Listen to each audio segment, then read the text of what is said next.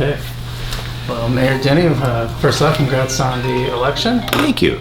And I say, so you kind of laid out your first three priorities for office. You talked about improving Wausau's business climate, fixing the roads, and delivering core services efficiently. And you kind of talked about the rising debt, the city debt, the water rates that are increasing, and something else that I don't have on the top of my head, but that was sort of the core point. I wonder if we could go through each of those and kind of talk about some rough plans you might have to address those, starting with like improving the business climate. Like, Sure. What's your plans around that? Well, and I've already met with our economic development director, and we've set out a few priorities along those lines of I want to put on my salesman's hat, because I was salesman for the last 20 years of my career, and I want to be the city's #1 salesman. So when we get out and start recruiting people, negotiating,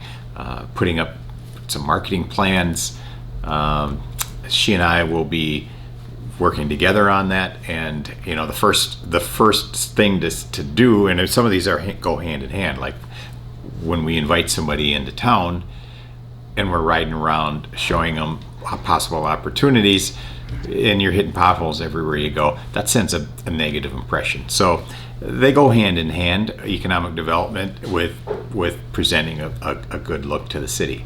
So I guess the first thing is we're going to establish those goals and objectives based on our strategic plan, and then start executing it with methodical calls, follow-ups, recruiting. I mean, it's a whole mix. Yeah, and speaking of roads, I know that was a big thing, a part of your campaign, and something we discussed even before I think you announced that you were running. What is your rough plan for addressing the road issues? Well, rough plan, I guess a good point, and I can't remember if I showed you or not, but I had that Whistler map. It's the road ranking map from 10 down to a 1. Yeah, the pacer rating. And I'll pacer rating, but it's also called a Whistler. Mm-hmm. I probably will get it posted here in the room. I have, as you see, I've got a map there, right, but it's not updated for reference right now. But I think that might be a good one to start. And then it shows in color code where our red, yellow, green roads are. So we want to make more red roads, green roads, but part of that effort is finding funding and dedicating funding toward it. So I think I mentioned that 10 years ago, and adjusting for inflation, we're spending roughly half on road maintenance than we were 10 years ago. And that puts you at you're no longer treading water. So what we want to do is gain ground, but first we have to get to the point where we're maintaining ground. And two things just recently happened. We're gonna invest more into some road equipment where our crews can do that maintenance themselves, so we can save money on. And we're doing some more asphalt overlay. We doubled the budget there from $350,000 I think to $600,000, and we'd like to get eventually up to $1 million to get us back into. And if we can get into that range, Brian, we'll start. You'll see visible improvement, because right now you don't see the incremental change. You just see the status quo, and then if a pothole is filled, there's another pothole here. So once we start gaining ground and we get more mileage on the asphalt overlay, hopefully people start to notice and say, "Yay, we're making progress." Excellent. And then talking about, and this one's a little more nebulous, I guess, delivering core services efficiently. Like, there's a lot of stuff that can go into that. Maybe you can kind of talk about your general philosophy around that and what that looks like. Well, you have to have a well-oiled machine up here at City Hall, for one, and then that permeates down into the work environment. We want. One of the first things I'm going to do is in fact, it hasn't been announced yet to the staff, but I want to do in-person director meetings, staff meetings, where we have them in person around in the conference room, have all the direct reports there, have all the key people. And what we'll be able to do then is it's a two-way street. They can gang up on me and shoot information. We have cross crosstalk, so we'll be able to give guidance, and then if something is going on in DPW that affects HR, it can be potentially addressed right there. We're also looking to time this so that we're phasing in a new agenda program with the city council, so that we're going to follow the 6-day rule. And I don't know how deep you want to get into the 6-day rule, but that puts the agenda out 6 days in advance of the council meeting. Interesting. So now that gives residents time to see it. It gives council members time to plan for it. It gives staff time to plan for it. So my intent there is to be able to come in then at this council meeting ready to go, and we're not 24 hours in advance. And we're paid to make those decisions. I think occasionally you're going to get some emergencies that come in at the last minute, but I think by and large residents want to know what's coming down the pike. You want to know, but the media wants to know what's coming down the pike, because I think I mentioned it to one of your counterparts. You can look at the agenda and determine, hey, I need to attend that meeting, or I'm going to go catch a Brewers game with Mayor Wizza. Interesting example. As an example, well, I don't know if you do that. Well, that's interesting because no, I don't. But it's interesting because Marathon County just had that same debate, and it was actually pretty controversial on the county board. There were concerns about being able to make last-minute changes, about basically stuff coming up, but what if people have amendments that they need to submit? So I think they actually rejected it, as I recall. But, in every rule there are exceptions, but if the exception becomes the rule, then why do you have the rule? Sure. So I think I would like to think we can, and everyone will appreciate it, from staff to council to the media to our residents. So I maybe there'll be some pushback. Actually, this is one thing I did briefly have a conversation with the mayor on a Monday or a Friday before she left and I took over. There are issues that can be bridged, and they're not always as easy as they look. And I think we had a debate, and the mayor says, "Hey, wait till you get there, and you'll see it's not as easy as it looks." So, hey, I don't. I'm not here with a crystal ball saying it's all going to be roses, but I do believe we're going to give it a go, and we'll see where it takes us. Okay.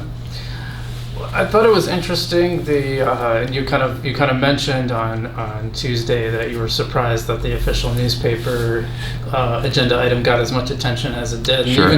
Even included, and I think this is interesting because it even included a sort of a half-baked proposal to have a print and a digital official newspaper. Of course, that I presumably would double the expense of that particular aspect, and that's one of the first things that came up.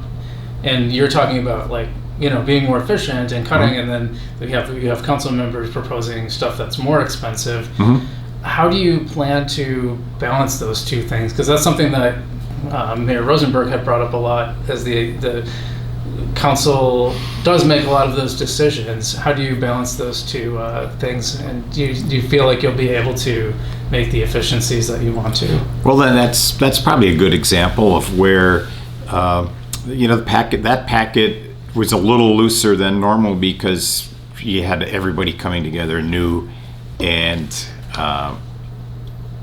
probably could have had an opportunity to maybe put some more depth into the newspaper portion of it if we knew that there was going to be a question that came up. But I think it was a valid question that they were curious. We're in a digital world. You run some digital media, so is that a viable option? And it was a good question. Sure, it would have been nice to have it locked and loaded prior to the meeting.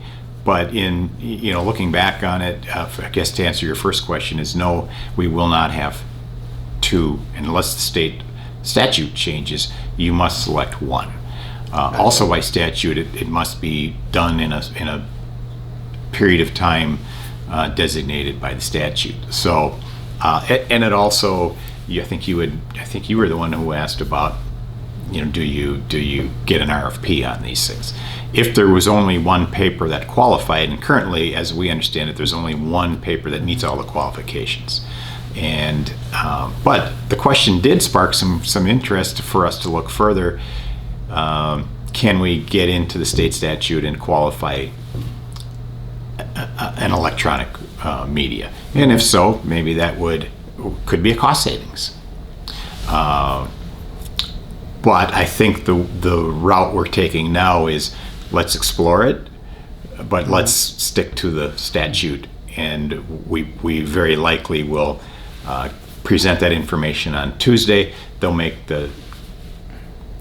vote on it, and it'll continue on as we've had it for a number of years, probably 100 years. Yeah, and I think that's interesting, and that issue is interesting, but also about the bigger picture of where council members might propose more spending, and here you're trying to come in. And if I'm mischaracterizing you, feel free to correct me, but my understanding is you want to come in and make things more efficient and probably decrease spending a little bit to save taxpayer money. How do you plan to navigate those potential tensions? Well, one thing, before you can decrease, you certainly need to not increase. So we want to get to a point where we're flatten it, and then that all comes around the budget. The budget's probably the number one responsibility. Well, it is the number one responsibility of the alders. So once we go through the budget process, we're going to make some tweaks to that. We talked about some zero-based. I want alders to understand, and it's in our statute, that if we make budget modifications, it requires a 2/3 majority to make a mod on the budget, for a reason, so that it's not so easy to just whip out the wallet every time something new comes along. So we have a little bit of a barrier there to make sure this is really something we want to do. It's certainly a balance, and I know Mayor Rosenberg talked about it from time to time, that it's the body's decision, and it is. How we present things as a staff and as the mayor, and we'll come to understand what our goals are. Hopefully we get on the same page. Okay. One thing I want to bring up, and I guess this surprised me under Rosenberg's term, I felt like records request responsiveness had decreased a lot, and that it had been a lot better under Milky, and Milky's office also, I felt, had better responsiveness. It could be hard to get a hold of staff members under Rosenberg's term to some degree or another. Some were better than others. But I wonder what's your thoughts on that, and how you plan to, if or how you plan to address that under your administration. Well, I guess first things first is I have drafted I'm going to call it an executive memo on the subject of open records. So, and I would have already published it had. What I did is got some city attorney advice, and we want to make sure that we are following the statute. So, the memo is built around the statute, and I want all the staff to be on that understanding. So, it's part of it's educational. Here's the directive, and here's the statute. And whether we put in the number of days that we're getting in there as a goal, but part of that is also tracking. We're going to implement a new tracking software here. In fact, I'm meeting this afternoon with key players in that to understand what the tracking software can do, how we'll implement it, and what I want to be able to do as the mayor is get reports from the clerk. The clerk will manage it. But if there's exceptions, so now we're in 14 days, 16 days, whatever, I want that report weekly, and I'll start managing by exception. So if you put in a request in it and it's 3 weeks old, I'm going to get involved and find out what's holding it up. Is it a bulk of emails that have to be redacted? What are the holdups? So my goal then is to be able to, once we have this in place, look at this a year down the road and say, hey, we reduced response time by 30% or 6 days. We went from an average response from 21 days down to 14 days or whatever our goal, and try to move toward that goal of those number of days. In fact, if you have some ideas on the matter, feel free to shoot them my way. But I think we'll start with what the statute says, and then we'll work to what I think we have portrayed to the press and the public as to what our standard will be, and build it around there. So stay tuned for that. I can't say it's going to come out tomorrow, but I want to make sure we get it right before I release that. Okay, great. So that would be called, what do you call it? Executive directive or executive memo, I think I want to call it, number 1. Gotcha. Well, I appreciate that. As a member of the press, I appreciate that. All right, so I want to shift to Wausau Opportunity Zone. They're supposed to start construction next month, is my understanding. If June comes around and nothing's happening over there, what's your plan? How would you respond to that? And hopefully it won't be necessary, but if it is, well, that would be correct. So the first first order of business, I went down the hall and I talked with Liz Brodek, and I will be meeting with that group very soon to get an understanding of where we're going with that. I think things are looking positive. It'd be premature for me to say before I meet and get that dialed in. So hypothetically, talk to me next week. Gotcha. Okay. I guess so. It's kind of your first week. What has that first week been like? Is there anything that's surprised you, or things that you hadn't considered that you've seen now that you've been in City Hall for roughly a week? I think Tuesday was the first official Tuesday night, so really Wednesday. So we're on my third day, so I'm here 2.5 days now. Right. It's actually, today was a little better than the first day because I'll tell you, I was retired for 2 years, so time management for me was, I'd get up in the morning and I had my things that I wanted to do. Now, I told my wife I was eating breakfast the other day that, hey, I've got to get to work. I have to go. I've got to get to the office, which I haven't had to say in a number of years. So getting back into that routine. I guess surprises in the first 2 days, 3 days. The number of people who come in, walk in and want to tell me something, want to ask me something, want to help, want to complain, whatever it is, which I think is good. And I need to manage time for this, for myself and for the city. So I'm working on that. That's probably the routine part of it that I'll have to figure out.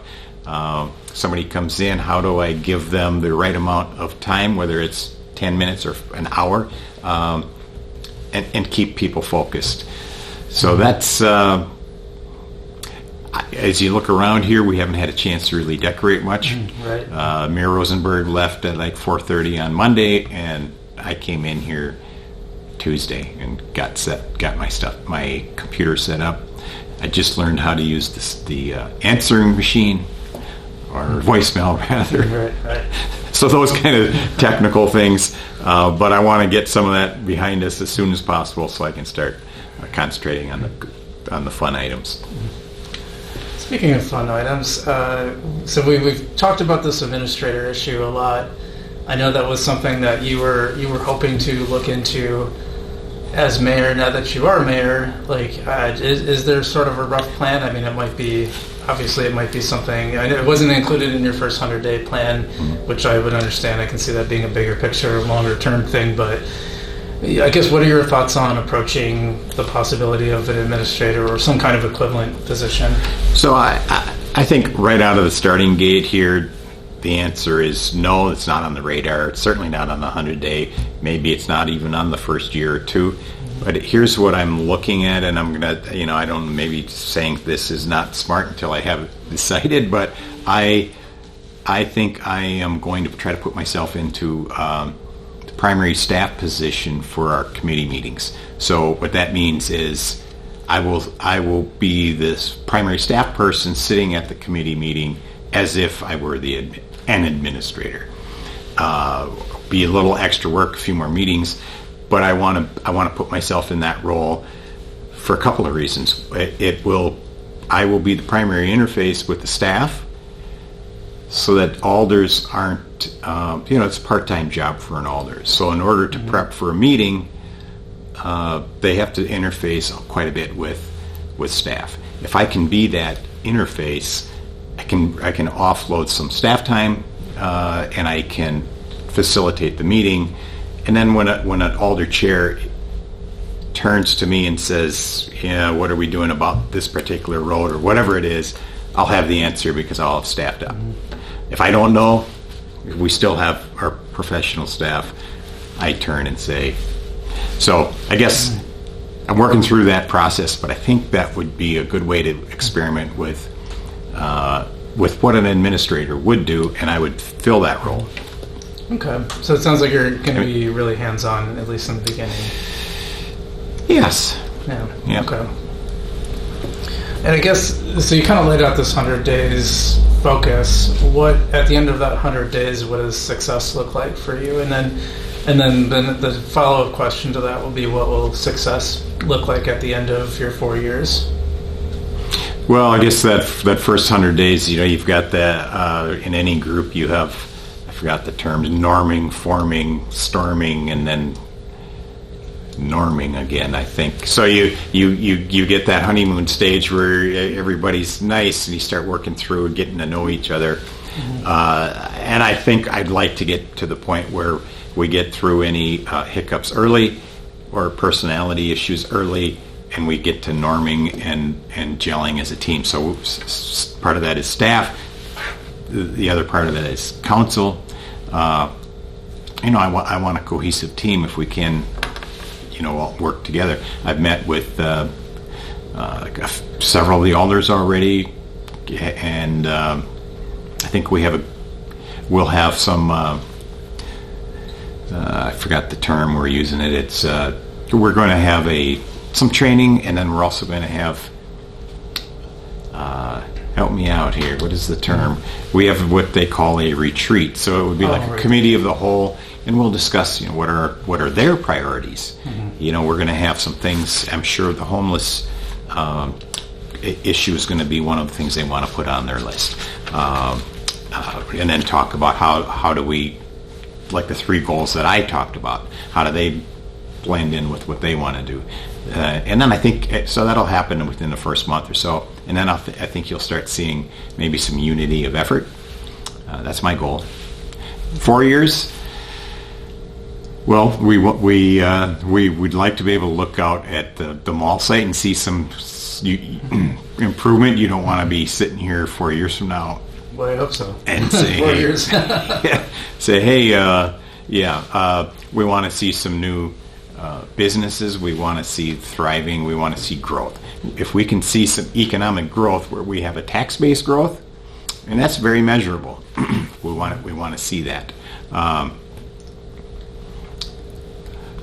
Check with me in a couple of days after we have some of these initial meetings, and then we'll determine those 4-year goals. Okay. Anything else that you would want to leave Wausau residents with? Well, I appreciate you coming by here in the first week, Brian. I didn't give it a lot of thought as to where I would be setting goals on my 3rd day as far as just getting settled in here, but we're going to do that. It's a great group of people around here. I've met with all the directors already. I think the environment here the tone around here is positive. Morale is good, and Mayor Katie handed me the keys, and I'm thankful for her 4 years, and I think she should be congratulated on her service, and hopefully we're standing on the shoulders of a lot of prior mayors and leaders in this city, and I'm just one in the I guess 47 now, and leaning forward in the foxhole. Gotcha. Well, thank you.